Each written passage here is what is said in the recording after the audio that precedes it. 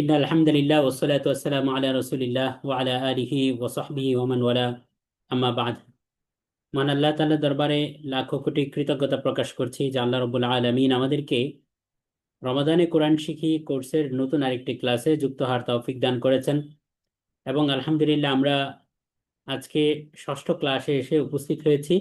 নিয়মতান্ত্রিক এটা আমাদের সপ্তম ক্লাস। তো আলহামদুলিল্লাহ বিগত 6টি ক্লাসে, ওরিয়েন্টেশন ক্লাস সহকারে, এই 6টি ক্লাসে আমরা আরবি 29টি হরফকে মাখরাজ এবং চিত্র সহকারে আলহামদুলিল্লাহ আমরা শেখার চেষ্টা করেছিলাম। এবং যারা লাস্ট 6টি ক্লাস করেছেন তারা আশা করি এই হরফগুলোকে চিত্র সহকারে খুব ভালো করে বুঝতে পেরেছেন এবং আয়ত্ত করতে পেরেছেন।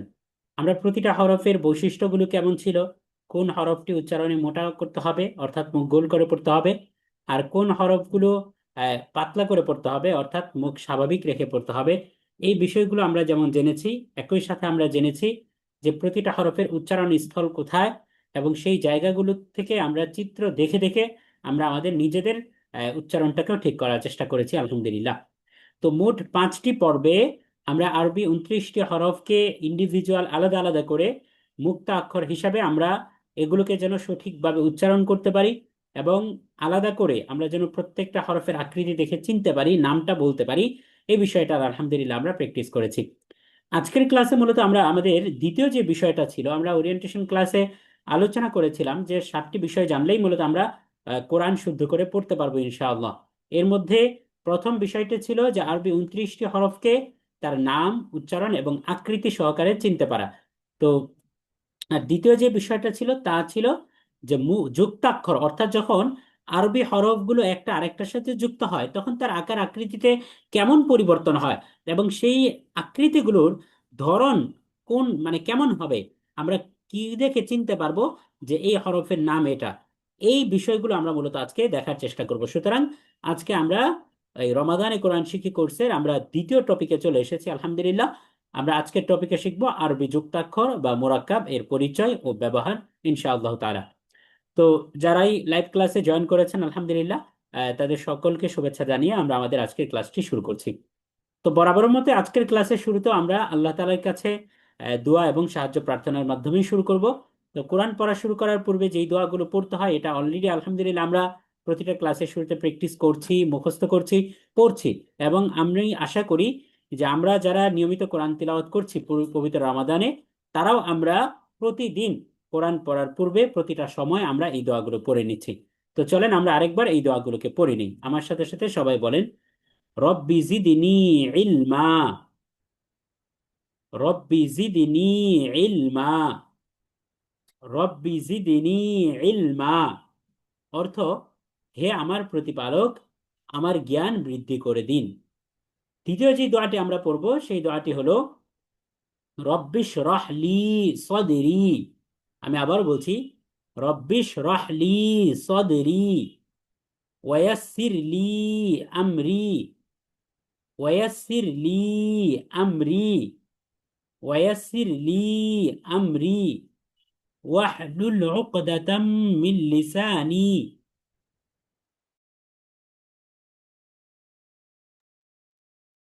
ওয়াহলুল উকদাতাম মিন লিসানি ইয়াফকাহু কওলি। ইয়াফকাহু কওলি। অর্থ হলো: হে আমার রব, আমার বুক প্রশস্ত করে দিন এবং আমার কাজ সহজ করে দিন, আর আমার জিহ্বার জড়তা দূর করে দিন, যাতে তারা আমার কথা বুঝতে পারে। তো আলহামদুলিল্লাহ আমরা এই দোয়াগুলোর মাধ্যমে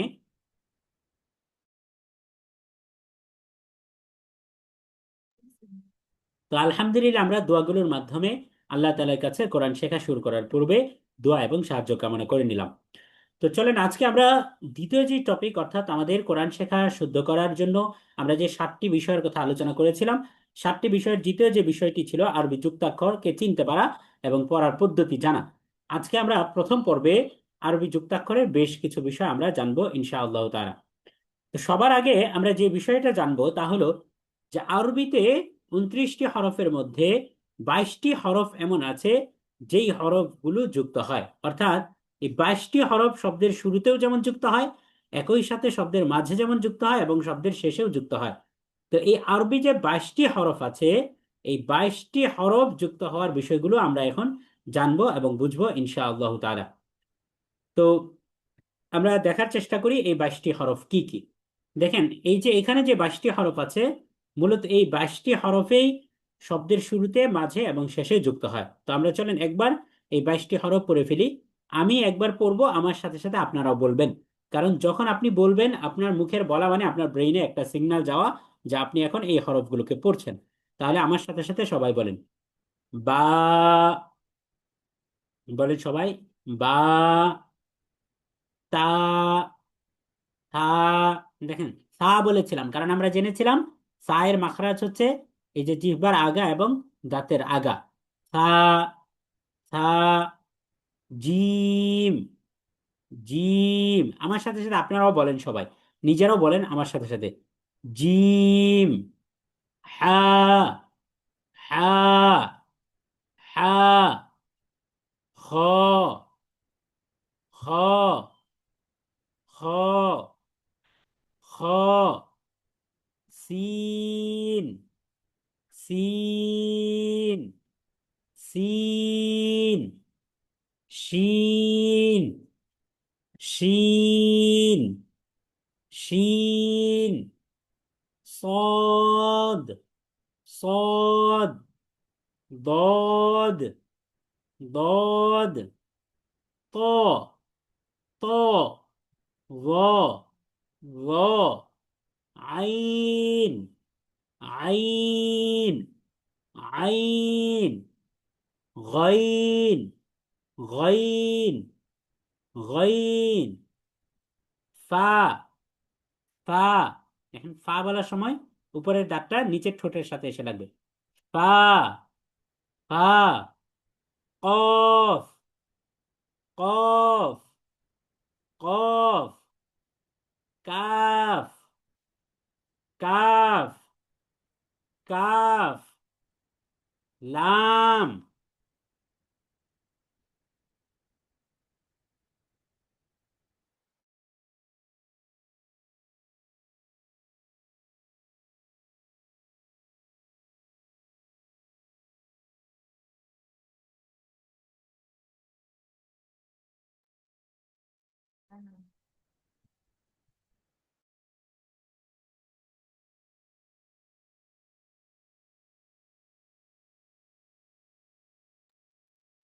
আচ্ছা, আশা করি এবার শুনতে পাচ্ছেন।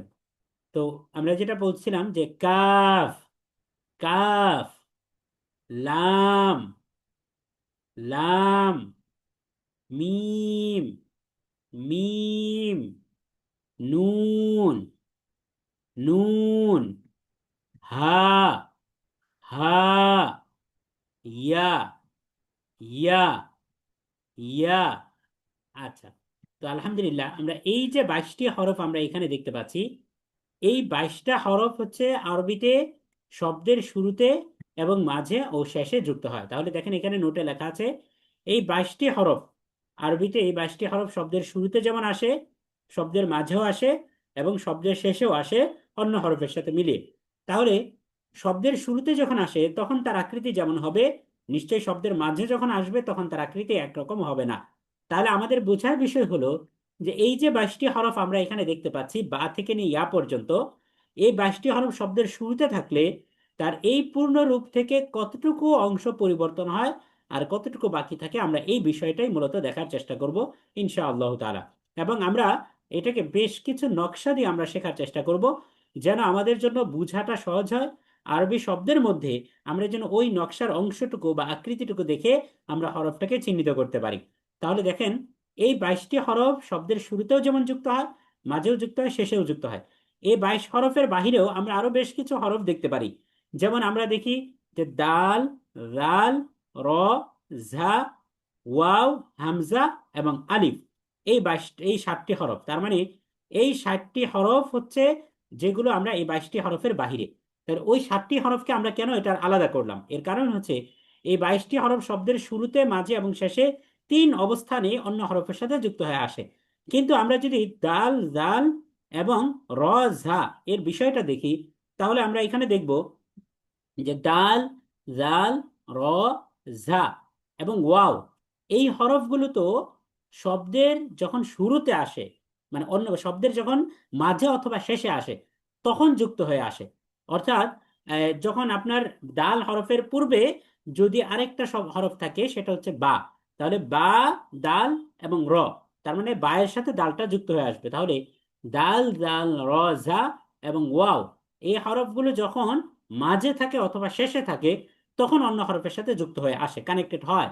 কিন্তু এই হরফগুলো যখন শব্দের একেবারে শুরুতে আসে তখন এই হরফগুলো আলাদাই বসে, অন্য কোনো হরফের সাথে যুক্ত হয়ে বসে না। একই সাথে আমরা হামজার বিষয়টাও এমন, হামজার বিষয়টাও এটা আমরা শব্দের শুরুতে যখন থাকে এবং শব্দের শেষে যখন থাকে তখন আমরা এটাকে আলাদাই দেখতে পারি। এবং এই হামজার বিষয়টা আমরা একটু ভিন্নভাবে দেখার চেষ্টা করব। তাহলে প্রথমত যে বিষয়টা আমাদের জানতে হবে তা হচ্ছে যে 22টি হরফ এমন আছে যে 22টি হরফ শব্দের শুরুতে যেমন যুক্ত হয়ে আসে অন্য কোনো হরফের সাথে, শব্দের মাঝেও আসে, অর্থাৎ তার পূর্বে পরে দুই দিকেই হরফ থাকে, আবার শব্দের শেষেও আসে। তাহলে এই শুরু, শেষ এবং মাঝে, এই তিন অবস্থানে তার আকার আকৃতির কেমন পরিবর্তন ঘটে, মূলত আমরা এই বিষয়টাই দেখার চেষ্টা করব ধাপে ধাপে ইনশাআল্লাহ তাআলা। তাহলে চলেন আমরা সামনে বাড়ি।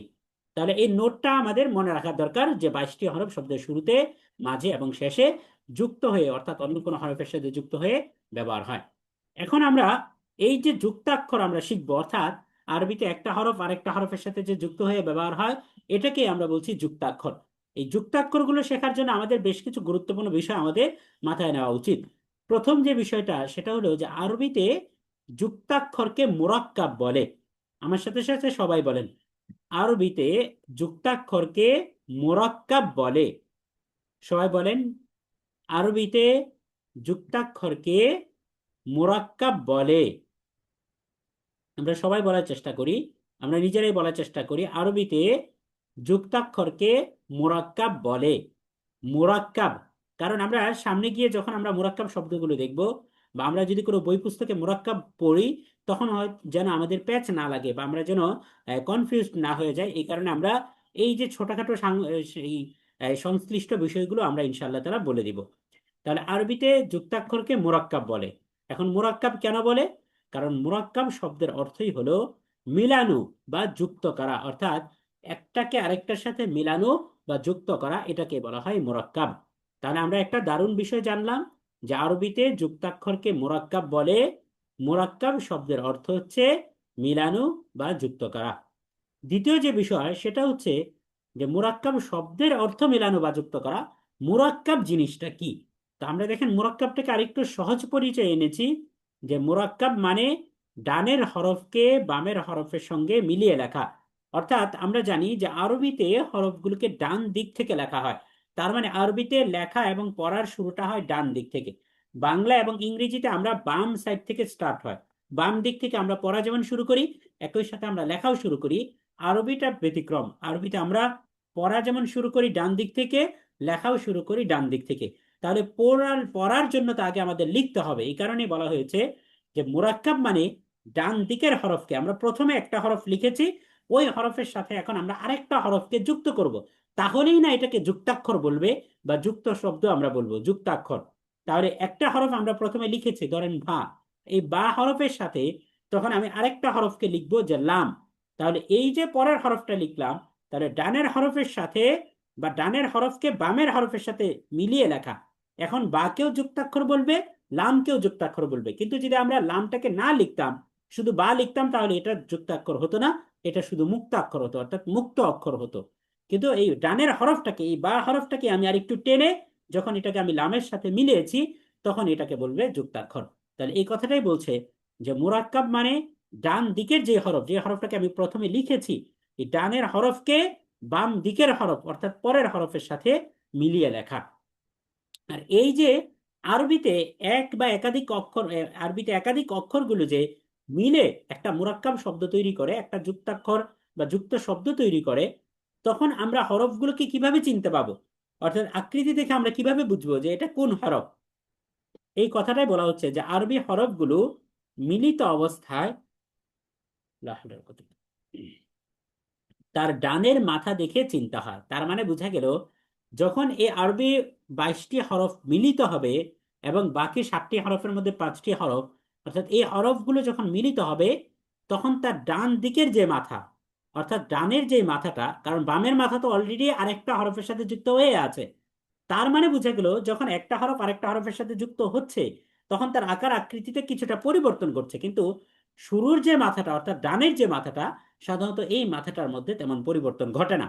পরিবর্তন ঘটে মূলত পরের অংশে, অর্থাৎ দ্বিতীয় অংশেই সাধারণত বেশিরভাগ পরিবর্তন হয়। তাহলে এখন প্রথম অংশটা ঠিক থাকছে, যেটা ডান পাশে আছে, আর এর পাশে দ্বিতীয় যে অক্ষরটা যুক্ত হচ্ছে ওটা দ্বিতীয় অংশের সাথে মিলে যুক্ত হচ্ছে, সুতরাং দ্বিতীয় অংশের মধ্যে পরিবর্তনটা হচ্ছে। তাহলে আমরা এই যুক্তাক্ষরগুলোকে চেনার জন্য আমাদেরকে ডান পাশের যে অংশটা অর্থাৎ প্রথম অংশ এটা আমাদের দেখে চিনতে হবে। তাহলে এই কথাটাই লেখা আছে যে আরবি হরফগুলো মিলিত অবস্থায় তার ডানের মাথা দেখে চিনতে হয়। যেমন আমরা এই উদাহরণটাকে আরো ক্লিয়ার করতে পারবো আমরা এই নিচের এই উদাহরণটা দেখে। যেমন আমরা এখানে দেখেন বা জ- যোগ আলিফ, আমরা যদি দুইটা হরফকে একসাথে মিলিয়ে লিখি, প্রথম হরফটা হচ্ছে ডানের হরফ হচ্ছে বা, আমরা বা হরফটাকে লিখেছি, তারপরে আমরা এর সাথে আরেকটা হরফকে কানেক্ট করেছি সেটা হচ্ছে আলিফ। তাহলে বা যোগ আলিফ এই দুইটা হরফকে আমরা একসাথে যোগ করেছি। এখন বাটাকেও আমরা বলবো যুক্তাক্ষর, আলিফটাকেও আমরা বলবো যুক্তাক্ষর, কারণ দুইটা হরফ একে আরেক অপরের সাথে যুক্ত হয়ে গিয়েছে। কিন্তু যখন বাটা আলাদা ছিল তখন আমরা এটাকে আর যুক্তাক্ষর বলতাম না, তখন আমরা এটাকে মুক্ত অক্ষর বলতাম বা মুক্তাক্ষর বলতাম।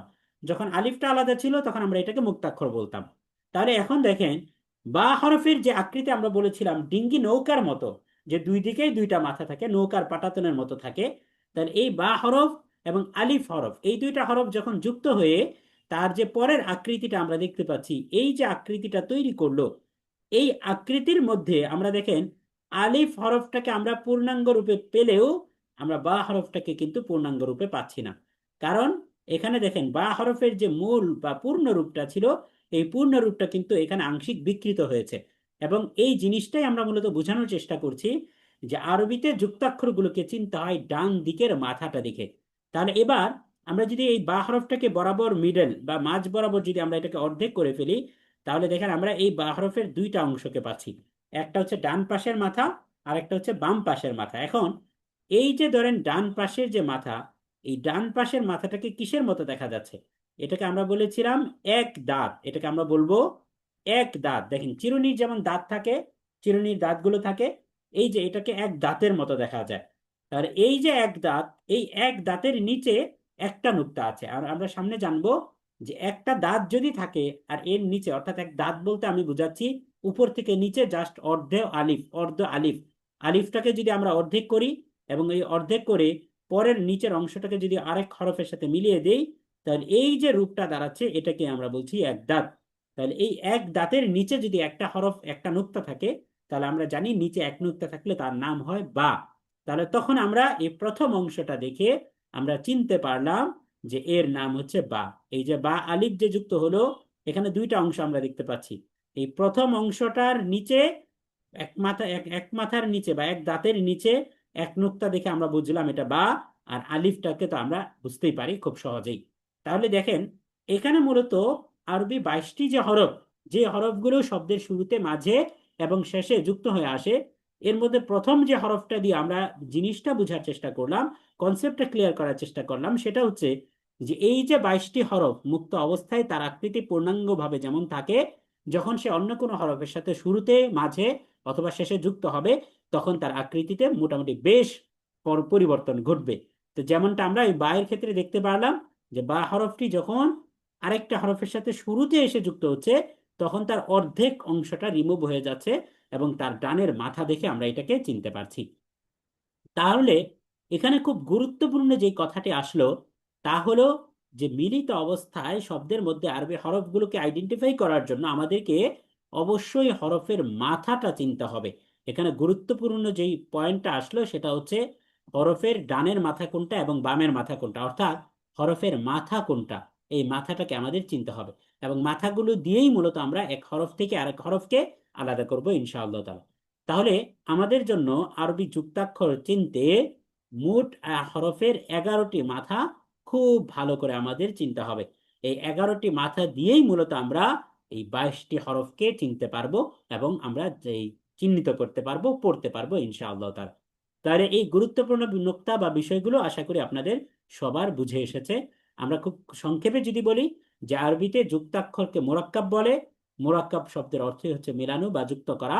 আর এই মোরাক্কাবের কনসেপ্ট কি? কনসেপ্টটা হলো যে ডান দিকের হরফটাকে, যেহেতু আরবি শুরুই হয় ডান পাশ থেকে, লেখা পড়া দুইটাই আমরা শুরু করি ডান দিক থেকে, এই ডানের হরফটাকে বামের হরফের সঙ্গে যখন আমরা মিলিয়ে লিখি তখনই এই হরফগুলোকে বলা হয় যুক্তাক্ষর। প্রত্যেকটা হরফেই তখন তার নাম হয়ে যাবে এটা একটা যুক্তাক্ষর, কারণ সে আরেকটা হরফের সাথে যুক্ত হয়ে এসেছে। আর এই যুক্তাক্ষরগুলোকে আমরা আলাদা করব কিভাবে? অবশ্যই অবশ্যই প্রতিটা যুক্তাক্ষরকে তার ডান দিকের যে মাথাটা আছে বা ডান দিকের যে অংশটা, এই অংশটা দেখেই মূলত আমাদের চিহ্নিত করতে হবে।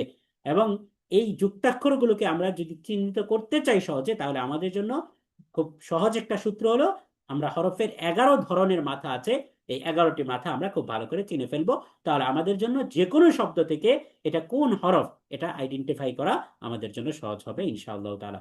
তাহলে চলেন আমরা সামনে বাড়ি। আমরা দেখেন হরফের যে মাথাগুলো আমরা চেনার চেষ্টা করেছিলাম, বলছিলাম যে হরফের মাথার এতটাই গুরুত্ব যে আরবি যুক্তাক্ষরগুলোকে হরফের মাথা থেকে আমরা খুব সহজে আলাদা করতে পারবো। তাহলে এখানে মূলত আমরা এই 11টি মাথা আমরা দেখতে পাচ্ছি।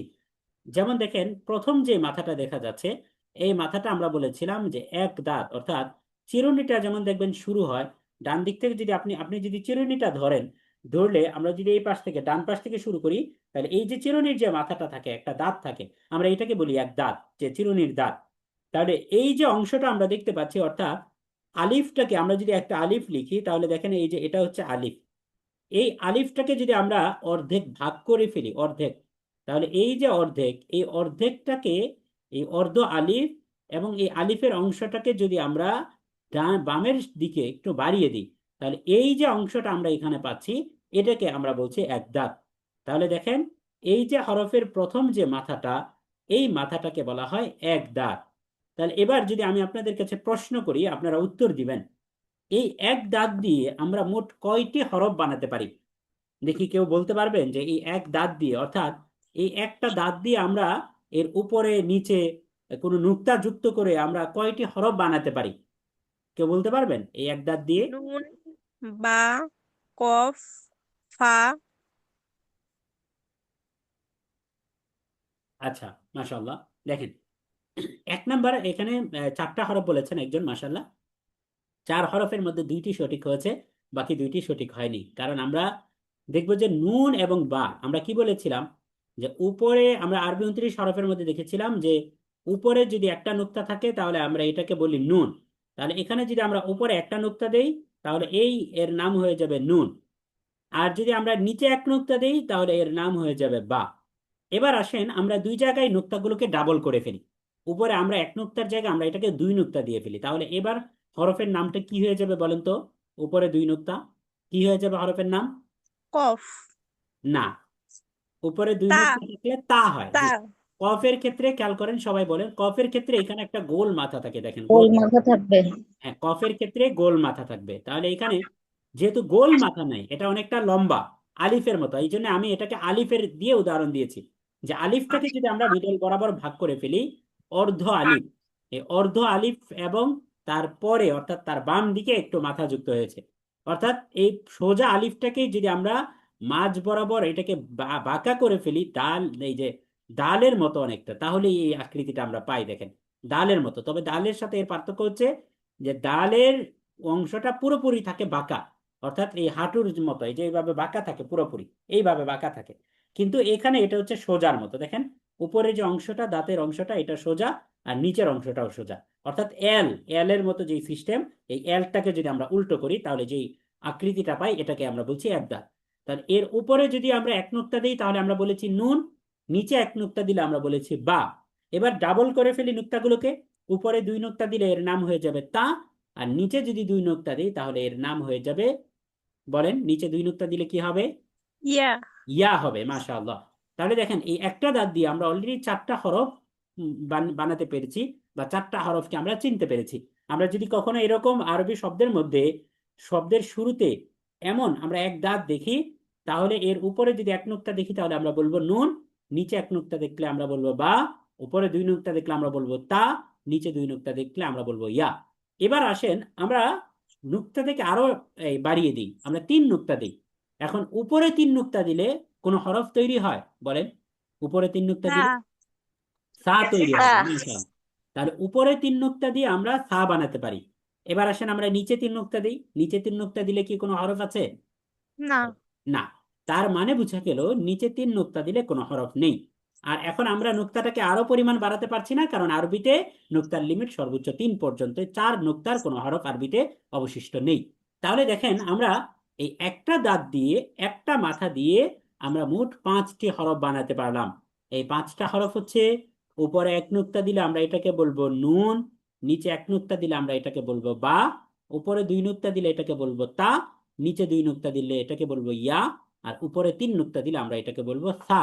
তাহলে বোঝা গেল এই এক দাঁত দিয়ে, অর্থাৎ এই চিহ্নের নাম হচ্ছে এক দাঁত। এই চিহ্নের নাম কি সবাই বলেন তো? এক দাঁত। এই এক দাঁত দিয়ে আমরা মোট 5টি হরফ বানাতে পারি। এটা আমরা সামনে দেখবো ইনশাআল্লাহ তাআলা। এরপরে দ্বিতীয় যে মাথাটা আমরা দেখতে পাচ্ছি, হরফের মাথা, এটা দেখেন, এটা হচ্ছে হা এর মাথা। এখন হা এর মাথা কেন বললাম? দেখুন দেখুন নিচে পূর্ণ হাটা আছে, এই যে আমরা দেখতে পাচ্ছি পূর্ণ হা। এই পূর্ণ হা এর যদি আমরা মাঝ মাঝ বরাবর এটাকে আমরা ডিভাইড করে ফেলি, আমরা ভাগ করে ফেলি, তাহলে এই যে প্রথম অংশটা দেখতে পাচ্ছি, শুরুর যে অংশটা, এটাকে আমরা বলছি হা এর মাথা। তাহলে দেখেন এই দ্বিতীয় যে হরফের মাথা, এর নাম হচ্ছে হা এর মাথা। আমরা এই চিহ্নটাকে বলবো হা এর মাথা। তাহলে এবার আসেন আমরা আমাদের প্রশ্নে ফিরে যাই, যে হা এর মাথা দিয়ে আমরা মোট কয়টি হরফ বানাতে পারি? কে বলতে পারবেন হা এর মাথা দিয়ে আমরা কয়টি হরফ বানাতে পারি? 3টি। 3টি হরফ বানাতে পারি, মাশাআল্লাহ। আচ্ছা, দেখেন খুব দারুণ বলেছেন, 3টি হরফ বানাতে পারি। এখন কিভাবে বানাতে পারি? আমরা এই যে হা এর মাথা, এর উপরে যদি আমরা একটা নুক্তা দিই, এবং খুব খেয়াল করছেন ইন্টারেস্টিং বিষয়, যে এই প্রত্যেকটা হরফ, অর্থাৎ এই মাথাগুলো দিয়ে যে আমরা আরো নতুন নতুন হরফ তৈরি করব, এক্ষেত্রে আমরা সহযোগিতা নিব নুক্তা। অর্থাৎ আমরা যাকে আমরা বলেছিলাম যে বাংলায় যে আমরা কি বলে এটাকে, যে বাংলায় বলি এটাকে মানে ইংরেজিতে বলি আমরা ফুল স্টপ, বাংলায় বলি আমরা বিন্দু, আরবিতে বলি আমরা নোক্তা। তাহলে এই নোক্তাগুলো দিয়েই মূলত আমরা নতুন নতুন হরফকে আমরা এখানে তৈরি করতে পারবো। তাহলে দেখেন হায়ের মাথার আমরা উপরে যদি একটা নোক্তা দিই, তাহলে এর নাম হয়ে যায় খ। কারণ হায়ের উপরে এক নোক্তা থাকলে একে বলে খ, আমরা সবাই জানি। আর যদি আমরা নিচে একটা নোক্তা দেই, তাহলে এর নাম হয়ে যাবে জিম। কারণ আমরা জানি হা এর নিচে যদি এক নোক্তা থাকে, তাহলে এটাকে আমরা বলি জিম। আর যদি আমরা নুক্তা টোটাল রিমুভ করে দিই, অর্থাৎ উপরেও নাই নিচেও নাই, তাহলে আমরা এর নাম বলি হা। হা, কারণ হা এর মধ্যে কোনো নুক্তা থাকে না। তাহলে দেখেন এই হা এর মাথা দিয়ে আমরা টোটাল 3টা হরফ বানাতে পারলাম। একটা হচ্ছে হা, আরেকটা হচ্ছে উপরে এক নুক্তা দিয়ে খ, আর নিচে এক নুক্তা দিয়ে হচ্ছে জিম। তাহলে জিম, হা, খ। তাহলে আগে গেল 5টি হরফ এবং এখন গেল আরো 3টি হরফ। তাহলে 2টা মাথা দিয়ে বা 2টা হরফের মাথা দিয়ে আমরা মোট 8টি হরফ চিনতে পারা এখন কিন্তু আমাদের জন্য সহজ হয়ে যাবে ইনশাআল্লাহ তাআলা। এবার চলেন আমরা আমাদের হরফের মাথার তৃতীয় পর্বে চলে যাই। 3 নাম্বার যে মাথাটা আমরা দেখতে পাচ্ছি, এটা দেখেন, আমরা এটাকে বলি 3 দাঁত। এটাকে আমরা কি বলি? 3 দাঁত। এর নাম হচ্ছে 3 দাঁত। দেখেন এই যে এখানে প্রথমে আমরা এক দাঁত করেছিলাম, এখন আমরা যদি এখানে আরো 2টা দাঁত এর সাথে যুক্ত করে দিই, তাহলে এই যে এটাকে আমরা বলবো 3 দাঁত। তাহলে দেখেন 3 দাঁত। তাহলে এই যে 3 দাঁত, এই 3 দাঁত দিয়েও আমরা একাধিক হরফ বানাতে পারি। যেমন আমরা এই 3 দাঁতের উপরে যদি 3টা নুক্তা দেই, তাহলে এর নাম হয়ে যাবে শিন। আর যদি নুক্তাগুলোকে আমরা ফেলে দেই, তাহলে এর নাম হবে সিন। তাহলে দেখেন এই 3 দাঁত, এই 3 দাঁত দেখে আমরা যখন আরবি শব্দের মধ্যে এরকম 3টা উপরে নিচে আমরা 3টা অর্ধ আলিফ যদি আমরা দেখতে পারি, বা 3টা দাঁত দেখতে পারি, তাহলে আমরা এটার উপরে যদি 3টা নুক্তা থাকে, তাহলে আমরা বলবো শিন। আর যদি নুক্তা না থাকে, তাহলে আমরা এটাকে বলবো সিন। আমরা এটাকে কি বলবো? সিন বলবো। আচ্ছা, এরপরে যে মাথাটা দেখতে পাচ্ছি হরফের, এই মাথার নাম হচ্ছে সদ এর মাথা। কারণ আমরা সদ হরফের মধ্যে 2টা অংশ ছিল। আমরা পূর্বে যখন পড়েছি সদ, আমরা সদ হরফটিকে লেখা দেখেছি এমন, তাহলে সেখানে আমরা 2টা অংশ পেয়েছিলাম। এই যে আমরা এইভাবে সদ হরফটিকে আমরা লিখতে দেখেছি, তাহলে সেখানে 2টা অংশ ছিল। 1 নাম্বার অংশ ছিল যে সদ, এই যে মানে উটের কুজের মতো যেই সদ, আর 2 নাম্বার অংশ ছিল নুনের পেটের মতো। তাহলে এখানে যে প্রথম অংশটা, অর্থাৎ সদের যে মাথাটা ছিল, এই মাথাটাই আমরা এখানে নিয়ে এসেছি। তাহলে দেখেন নিচে আমরা পূর্ণাঙ্গ একটা সদ দেখতে পাচ্ছি, এবং এই সদের আমরা 2টা অংশের মধ্যে যদি আমরা এটাকে বরাবর মাঝ বরাবর যদি আমরা এটাকে আলাদা করে ফেলি, তাহলে দেখেন আমরা এখানে এই আমরা মাঝখানের অংশটা পাবো। এই যে আমরা যদি এখানে আলাদা করে ফেলি টোটাল, তাহলে আমরা এইখানে সদের মাথাটা পাচ্ছি, এবং এর পরের যে অংশটা পাচ্ছি এটা হচ্ছে সদের পেট, বা আমরা এটাকে নুনের মতো আকৃতি পাচ্ছি। তাহলে এই সদের মাথাটা দিয়েও আমরা মূলত দুইটি হরফ বানাতে পারি। উপরে যদি আমরা একটা নুক্তা দিই তাহলে এর নাম হয়ে যাবে দদ। উপরে এক নুক্তা দিলে এর নাম কি হবে বলেন? দদ। তাহলে উপরে সদের মাথা, এর উপরে যদি আমরা একটা নুক্তা দেই তাহলে এর নাম হবে দদ। দেখেন বিষয়গুলো অনেকের কাছে থাকতে পারে সহজ, যা অনেকে পূর্বেও পড়েছেন, অনেকের কাছে এই বিষয়গুলো একটু জটিল মনে হতে পারে, কিন্তু আমরা যেই যেই গ্রুপে আছি না কেন, যদি একবার এটাকে আয়ত্ত করে ফেলতে পারি, আমরা যখন কোরআন রিডিং পড়তে যাব, কোরআন রিডিং পড়ার ক্ষেত্রে সবচেয়ে বেশি যে সমস্যাগুলো হয় সেটা হচ্ছে আমরা হুটহাট বা দ্রুত আমরা হরফগুলোর মানে হরফের আকৃতি দেখে আমরা হরফের নামটাকে ধরতে পারি না। এই কারণে আমাদের রিডিং পড়তে মানে দেরি হয়। তখন কি হয়, আমরা একটি হরফ পড়ছি, ধরেন কুল হুয়াল্লাহু আহাদ, আহাদ শব্দের মধ্যে আপনি আলিফ পড়লেন, এরপরে আপনার হা নিয়ে চিন্তা করতে হচ্ছে। তখন আমরা কি করি, ওই যে আমার দমটাকে ধরে রাখার জন্য আমরা তখন পড়ি আহাদ, এইভাবে পড়ি আমরা, অর্থাৎ টেনে টেনে আমরা জোরে জোরে পড়ি। তাহলে এই যে ভুলগুলো হয় রিডিং পড়ার ক্ষেত্রে, রিডিং পড়ার ক্ষেত্রে মেজর ভুল হয়, বেশিরভাগ ভুল হয় সেটা হচ্ছে হরফের আকৃতি না চেনার কারণে হরফের উচ্চারণ করা যায় না বা সঠিক নাম বলা যায় না। আর কিছু ভুল হয় যে হরকতের উচ্চারণের কারণে, অর্থাৎ হরকতের উচ্চারণ সবসময় তাড়াতাড়ি করতে হয়, আর কখনো কখনো বিশেষ কিছু সাইনের কারণে জবর জের পেশের উচ্চারণটাকে টেনে টেনে পড়তে হয়। তাহলে এই যে কখন আমরা টেনে টেনে পড়বো আর কখন টান ছাড়া পড়বো, তাড়াতাড়ি পড়বো, এই বিষয়গুলো জানলেই কিন্তু আমাদের জন্য রিডিং পড়াটা সহজ হয়। তাহলে এই যে আকৃতিগুলো চেনা, এটা খুব গুরুত্বপূর্ণ টপিক। এই আকৃতিগুলো যখন আমরা খুব ভালো করে ধরতে পারবো, চিনতে পারবো, বুঝতে পারবো, তখন কিন্তু আমাদের জন্য রিডিং পড়াটা একদম ইজি হয়ে যাবে। তাহলে সবাই খুব মনোযোগ দিয়ে আমরা এই বিষয়টা দেখবো। তাহলে 4 নাম্বার যে মাথাটা আমরা পেলাম, এটা হচ্ছে সদ এর মাথা।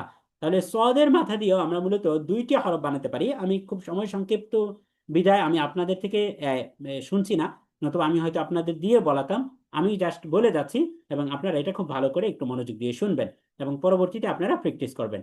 তাহলে দেখেন এই যে সদ, নিচে আমরা সদ দেখতে পাচ্ছি, সদটাকে যদি বরাবর অর্ধেক করি, তাহলে এই যে প্রথম অংশটা এটাই আমরা বলছি সদের মাথা।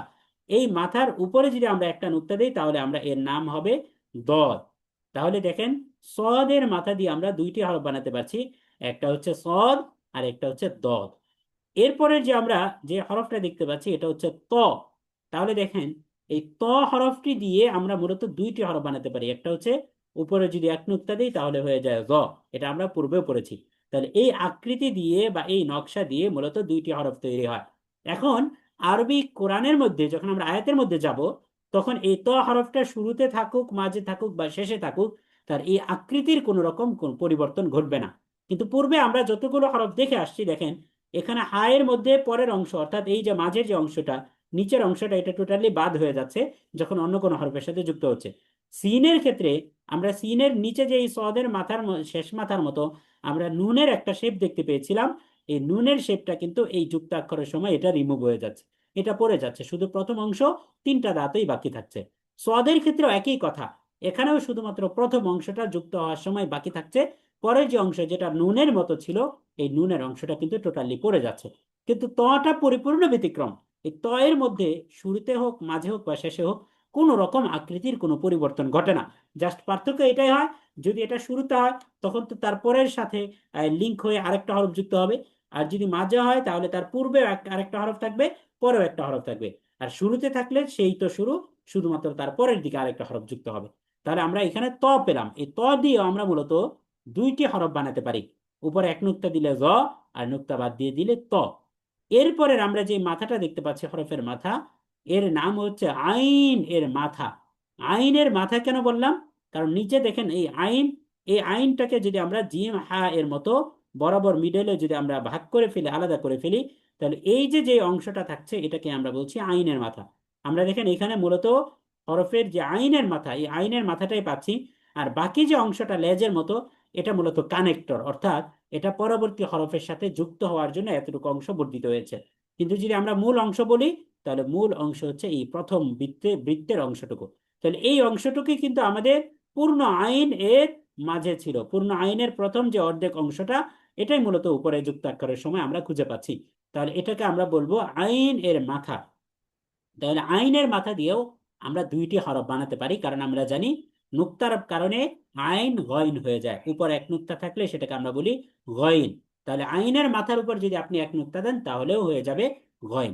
তাহলে খেয়াল করেন, প্রথমে আমরা এক দাঁত দিয়ে 5টি হরফ দেখেছিলাম, তারপরে হায়ের মাথা দিয়ে আমরা 3টি হরফ দেখেছিলাম, 8টি হরফ হয়েছে টোটাল। সিনের মাথা দিয়ে আমরা 2টি হরফ দেখেছিলাম, অর্থাৎ 3 দাঁত দিয়ে 10টি। সদের মাথা দিয়ে 2টি হরফ দেখেছিলাম, 12টি। তয়ের মাথা দিয়ে 2টি হরফ দেখেছিলাম, 14টি। এবং আইনের মাথা দিয়ে আমরা 2টি হরফ দেখতে পাচ্ছি, অর্থাৎ আইন এবং গইন, তাহলে 16টি। তাহলে দেখেন এখানে আমরা মাত্র 6টি মাথা বা 6টি হরফের প্রথম ভাগ বা মাথা আমরা পড়েছি, এবং এই 6টি হরফ দিয়েই মূলত আমরা 14টি হরফ আমরা চিহ্নিত করতে পেরেছি, আলহামদুলিল্লাহ। এ পর্যায়ে আমরা বাকি যে হরফগুলো আমরা দেখব সেটা হচ্ছে ফা। এখানে দেখেন ফা এবং একদাত এই দুইটার মধ্যে কিছুটা মিল আছে। পার্থক্য কোথায়? পার্থক্য হচ্ছে শুধুমাত্র উপরের অংশে। উপরের অংশটা যদি গোল থাকে, অর্থাৎ আপনি এই এক দাঁতের উপরে বা প্রথমে যদি আপনি একটা গোল মাথা যুক্ত করে দেন, তাহলেই এটাকে এখন বলা হবে ফা বা কফ, যে কোনো একটা হবে। কারণ আমরা জানি গোল মাথা, এই গোল মাথার উপরে যদি এক নুক্তা থাকে তাহলে আমরা এটাকে বলবো ফা, আর উপরে যদি নুক্তাটা ডাবল করে দিই তাহলে আমরা এটাকে বলবো কফ। তাহলে গোল মাথা দিয়ে আমরা দুইটি হরফ বানাতে পারি, একটা হচ্ছে ফা আর একটা হচ্ছে কফ। তাহলে আগে ছিল 14টা, এখন হলো আরো একটা 16, আরো দুইটা 16টা। তাহলে 7টা হরফের মাথা আমরা পড়লাম, কিন্তু হরফ চেনার জন্য সহজ হয়ে গেল আমাদের জন্য 16টি হরফ। এরপরের আমরা যে আকৃতিটা দেখতে পাচ্ছি এটা হচ্ছে কাফ এর মাথা। এখন কাফের মাথা যখন বলছি আমরা, তখন আপনাদের প্রশ্ন যাচ্ছে যে নিচের যে কাফ এর সাথে তো আমরা উপরের কাফের কোনো মিল দেখতে পাচ্ছি না। তাহলে এই প্রশ্নের উত্তরটা হচ্ছে নিচের যে কাফটা আমরা দেখতে পাচ্ছি, অর্থাৎ যেই কাফটা লামের মতো হয়, তার নিচের অংশটা একটু চ্যাপ্টা থাকে, আর মাঝখানে একটা হামজার মতো আকৃতি থাকে, সাপের মতো পেঁচানো। তাহলে এই যে কাফের আকৃতিটা দেখতে পাচ্ছি এটা থাকে যখন কাফটা মুক্ত অবস্থায়, আলাদাভাবে যখন সে থাকে মুক্ত অক্ষরের সময়।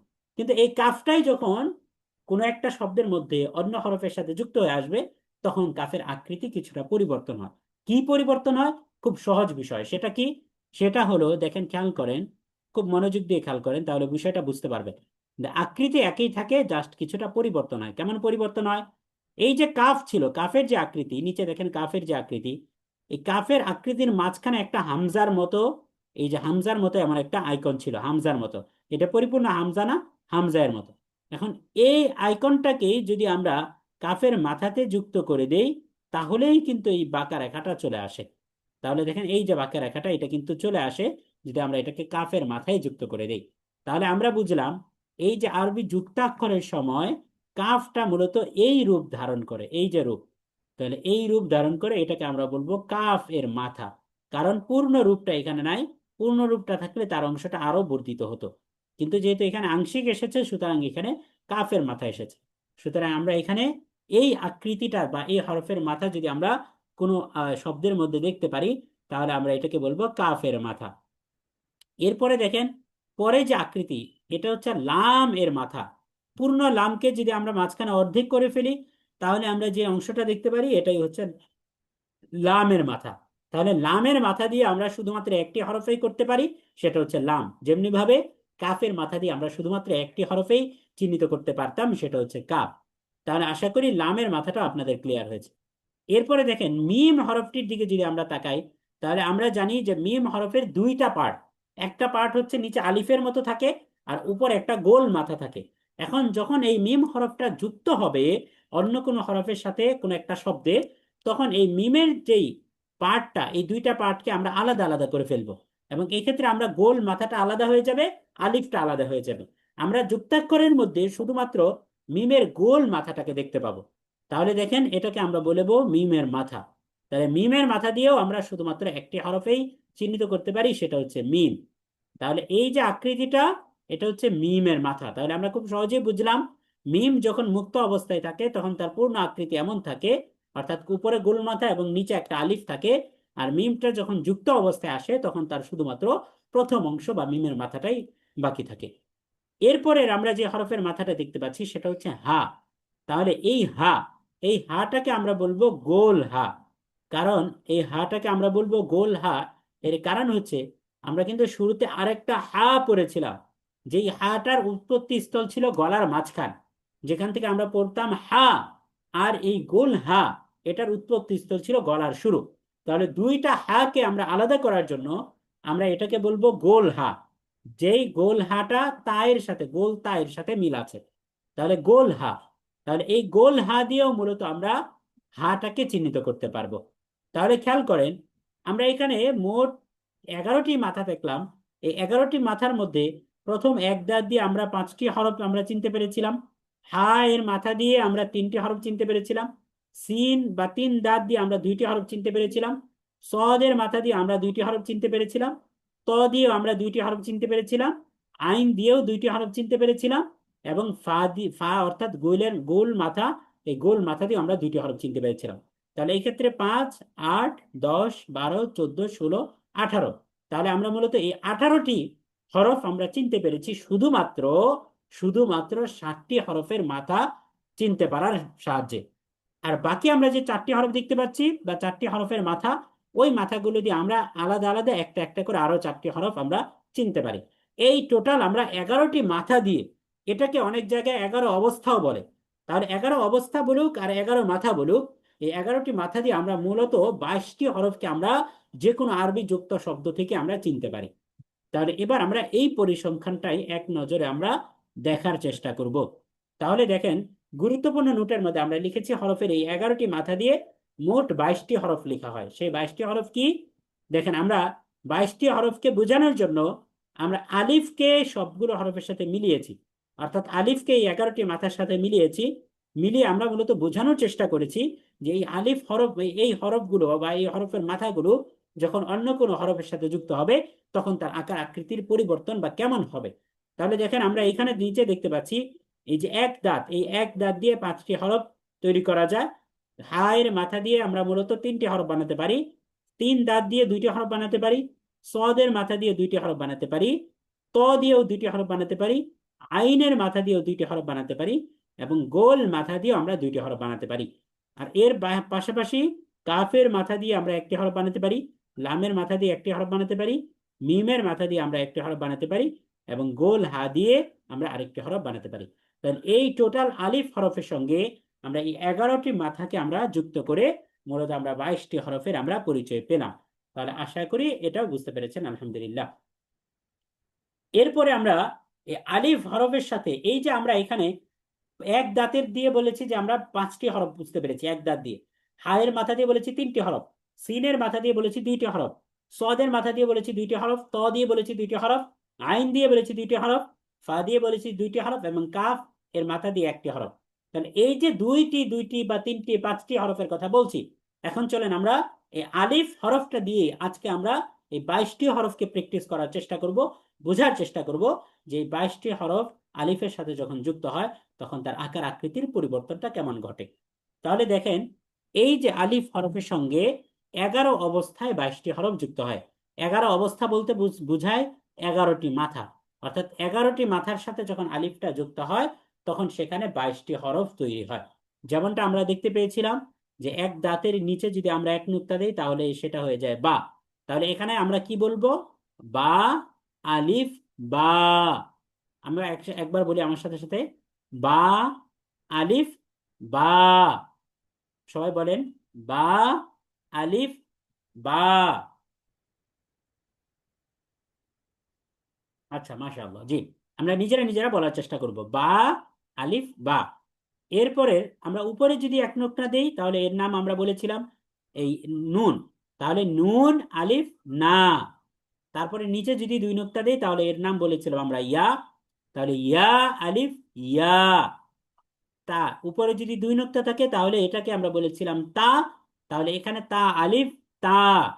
এবং উপরে যদি 3 নোকতা থাকে তাহলে আমরা এটাকে বলেছিলাম সা। তাহলে এখানে আমরা দেখতে পাচ্ছি সা, আলিফ, সা। তাহলে আমরা দেখেন এখানে মূলত একটা দাঁত দিয়ে আমরা এটার উপরে নিচে নুক্তার সংখ্যা বাড়ানো কমানোর মাধ্যমে কিন্তু আমরা মোট 5টি হরফ আমরা এখানে দেখতে পাচ্ছি। নিচে এক নুক্তা থাকলে বা, উপরে এক নুক্তা থাকলে নুন, নিচে 2 নুক্তা থাকলে ইয়া, উপরে 2 নুক্তা থাকলে তা, এবং উপরে 3 নুক্তা থাকলে সা। এমনি ভাবে আমরা হা এর মাথা দিয়ে 3টি হরফ বানাতে পারি, এই কথা আমরা বলেছিলাম। যেমনটা আমরা দেখতে পাচ্ছি যে হা এর উপরে এক নুক্তা দিলে খ, হা এর উপর নিচে এক নুক্তা দিলে জিম, আর নুক্তা না দিলে এটা হয় হা। তাহলে আমরা এই তিনটা হরফ একবার পড়ে ফেলি।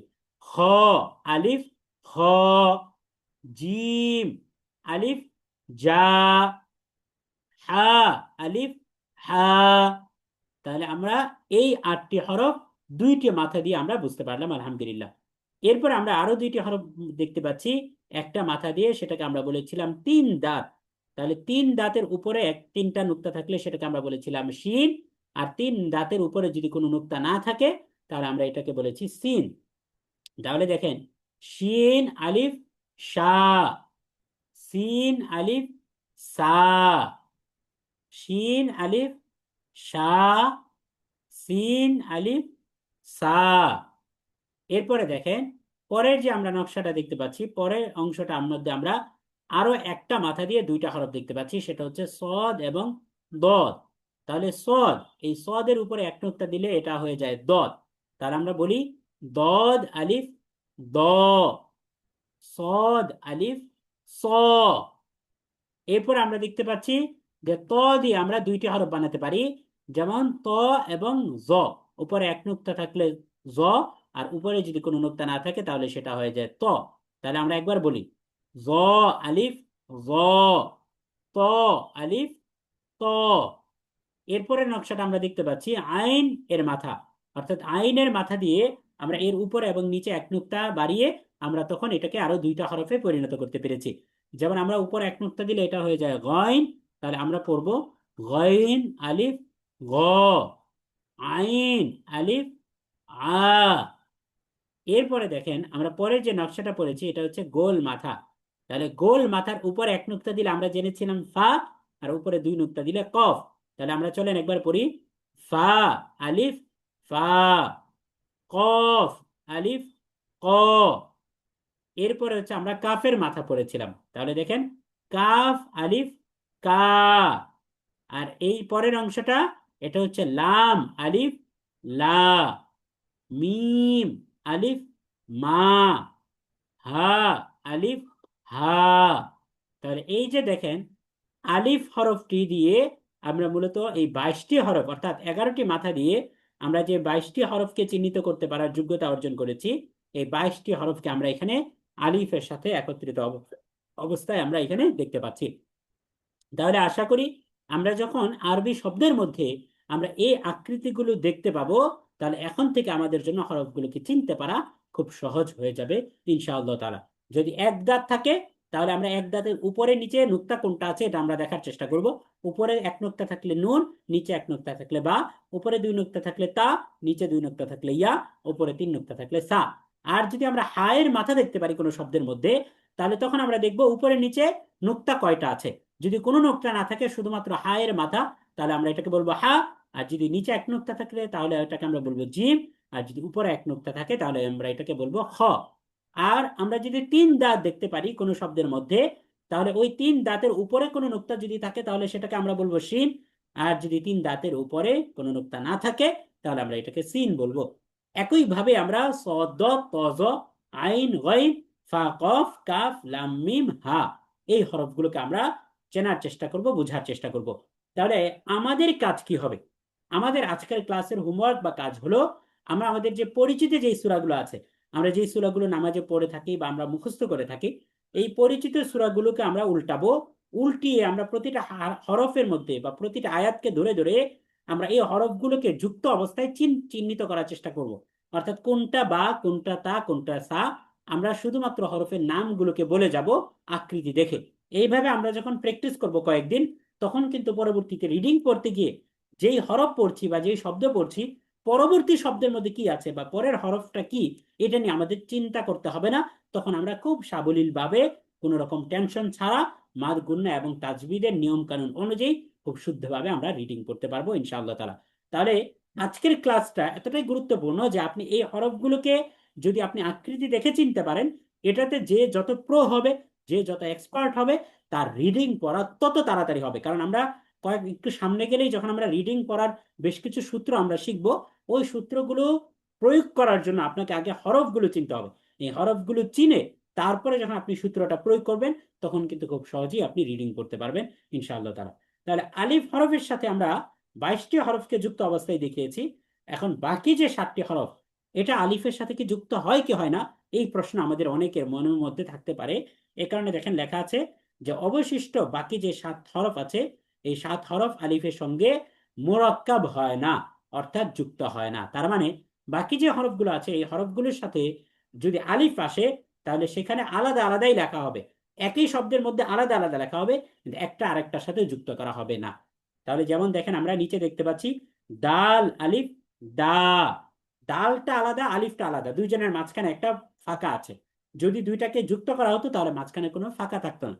তাহলে বুঝে গেল দাল দাল, র জা, ওয়াও আলিফ এবং হামজা নিজে, এই হরফগুলো হামজার সাথে মিলিত হয় না বা যুক্ত হয় না, দুইটার মধ্যে যথেষ্ট দূরত্ব বা ব্যবধান থাকে। তাহলে দেখেন দাল আলিফ দা, জাল আলিফ জা, র আলিফ র, ঝা আলিফ ঝা, ওয়াও আলিফ ওয়া, হামজা আলিফ আ। এবং এখানে হামজার আমরা দুইটা ভেরিয়েশন দেখতে পাচ্ছি, আলিফের ভেরিয়েশন এবং হামজার ভেরিয়েশন। আমরা বলেছিলাম যে আলিফ এবং হামজার মধ্যে পার্থক্য হচ্ছে, যদি আলিফের উপরে নিচে জবর জের পেশ থাকে তাহলে সেটাকে আমরা বলি হামজা, আর যদি জবর জের পেশ কিছুই না থাকে তাহলে আমরা এটাকে বলি আলিফ। তাহলে আশা করি এই আলিফ হরফের সঙ্গে যে 11 অবস্থায় 22টি হরফ যুক্ত হয়, এই হরফগুলো আশা করি আমরা বুঝতে পেরেছি আলহামদুলিল্লাহ। তাহলে ঠিক আছে আলহামদুলিল্লাহ, আশা করি আমাদের প্রত্যেকের কাছে আজকে এই যে 22টি হরফ, যে 22টি হরফ অন্য হরফের সাথে যুক্ত হয়, এই 22টি হরফ আশা করি আমরা বুঝতে পারলাম আলহামদুলিল্লাহ। তাহলে আমরা আজকের ক্লাসটা এখানেই সমাপ্ত করব। আজকের ক্লাসের শেষে আপনাদেরকে আবারও মনে করিয়ে দিতে চাই যে আমরা লাস্ট ক্লাস, অর্থাৎ লাস্ট যে ক্লাস করেছিলাম এই ক্লাসে আমরা একটা ঘোষণা দিয়েছিলাম যে আমরা আমাদের কোরআনের অর্থ বোঝার যে জানি, অর্থাৎ কোরআনী আরবি শিখি, এই কোরআনী আরবি শিখি কোর্সের আমরা নতুন ব্যাচ শুরু করতে যাচ্ছি। এবং এই ব্যাচটা অনেকের অনুরোধে এবং আমাদের সীমাবদ্ধতার কারণে আমরা এটার টাইমটা আরেকটু বাড়িয়েছি। তো আলহামদুলিল্লাহ অনেকে রেজিস্ট্রেশন করেছেন, বাকি যারা রেজিস্ট্রেশন করতে চান আমরা এটা 20 রমজান থেকে শুরু করবো ইনশাআল্লাহ তাআলা। অর্থাৎ 10ই মার্চ থেকে, আমাদের আজকে 1ই মার্চ, এই 10ই মার্চ থেকে 2ই মার্চ, আফন আজকে 2 তারিখ মার্চের, 10 তারিখ থেকে ইনশাআল্লাহ তাআলা আমাদের 15তম ব্যাচ শুরু হবে। তো সুতরাং যারা কোরআনী আরবি শিখে, অর্থাৎ মাত্র 2.5 মাসেই কোরআনের প্রায় 80% শব্দের অর্থ নিজে নিজে আরবি থেকে যারা বুঝতে চান, কোরআন পড়ে যারা বাংলা অর্থ বুঝতে চান, তারা এই দারুণ আয়োজনে যুক্ত হতে পারেন ইনশাআল্লাহ তাআলা। তো ঠিক আছে, জাযাকুমুল্লাহ খায়রান, আহসানাল জাযা। আল্লাহ তাআলা আমাদেরকে কবুল করুন এবং কোরআন শেখার পথে এগিয়ে যাওয়ার, লেগে থাকার তৌফিক দান করুন, কোরআন বুঝার পথে অগ্রসর হওয়ার তৌফিক দান করুন। আমরা একবার দোয়াটা পড়ে ফেলি। সুবহানাল্লাহি ওয়া বিহামদিহি, সুবহানাকা আল্লাহুম্মা ওয়া বিহামদিকা, আশহাদু আল্লা ইলাহা ইল্লা আনতা, আস্তাগফিরুকা ওয়া আতুবু ইলাইক। আসসালামু আলাইকুম ওয়া রাহমাতুল্লাহ।